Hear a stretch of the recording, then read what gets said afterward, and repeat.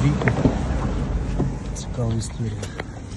Машина 16 року, пасок безпеки, передній 18, задній 15. Подумав. Розумію, що була неприємна історія. Бачимо, що торпеда у нас знімалася. Приїжджала вона потужно. Пуски замінені.